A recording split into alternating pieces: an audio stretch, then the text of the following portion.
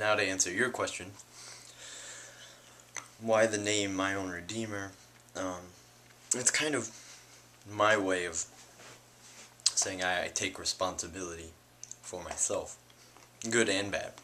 I mean, at the end of the day, if I get a raise, or I do the right thing, or whatever, I win a fight. I'm a boxer, by the way, not a street fight, in the ring. If I win a fight, I'm not going to stand there and say, oh, I'd like to thank God, I'd like to thank Jesus, whatever. Because no, I don't believe that there's an invisible man who is making me or helping me win or succeed. But at the same time, if I do the wrong thing, I screw myself, I act like a dick, whatever, it's not some little devil in my ear.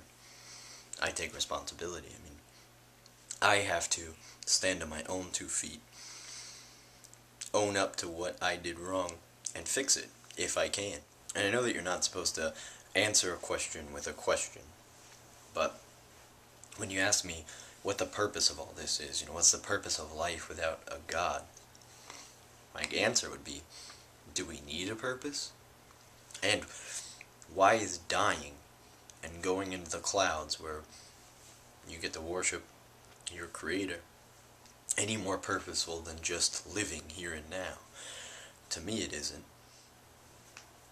And I personally feel that religion is just a feel-good answer to life's hard questions.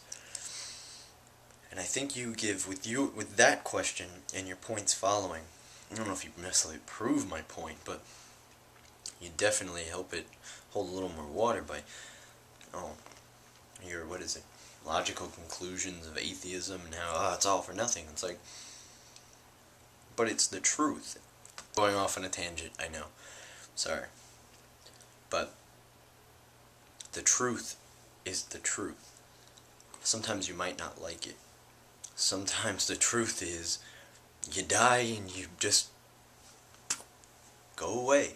And I think it feels good to people to say, oh no, there's something out there that loves you so much, and people just kind of go along with it. So my very, very, very long-winded answer is, what's the purpose? I don't know.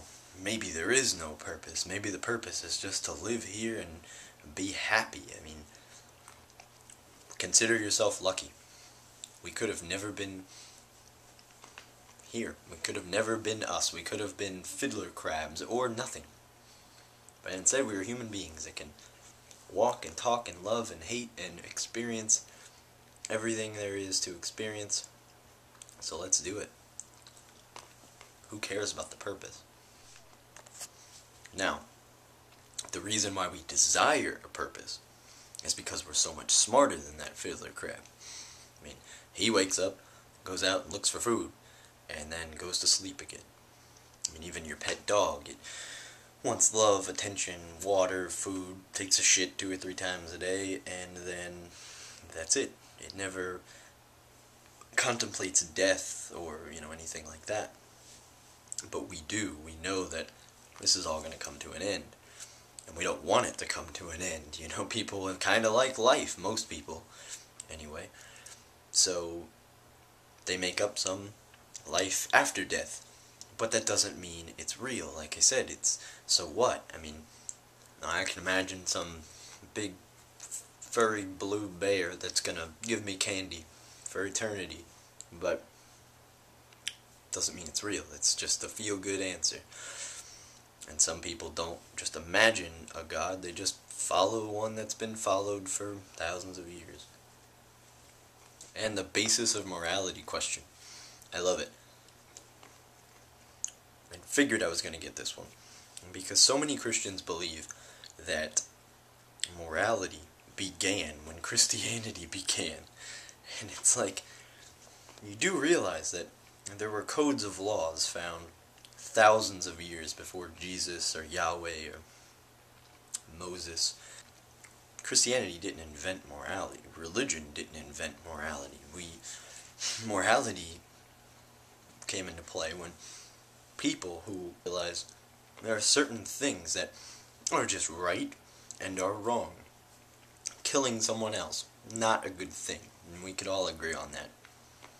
You could be born in the bushes of, middle of fucking Tanzania or whatever, and you know that killing another person, not a good thing. Now we make up other laws to progress our society. It has nothing to do with a god of any kind. It has to do with our society progressing forward. As for the why is there something instead of nothing question, who knows? I don't. I'm not nearly smart enough. That's why I am so angry at religious people. They're not smart enough either. We're human beings. We don't know. And what evidence would convince me that God exists? And that is like a trick question to me. It's a complicated answer. In my opinion, there's two ways to be a god. One, you're completely secret. You're invisible. You don't show yourself in any way, shape, or form. I think it would be nice to not make earthquakes, hurricanes, sandstorms, lightning bolts, places on the earth where food cannot grow.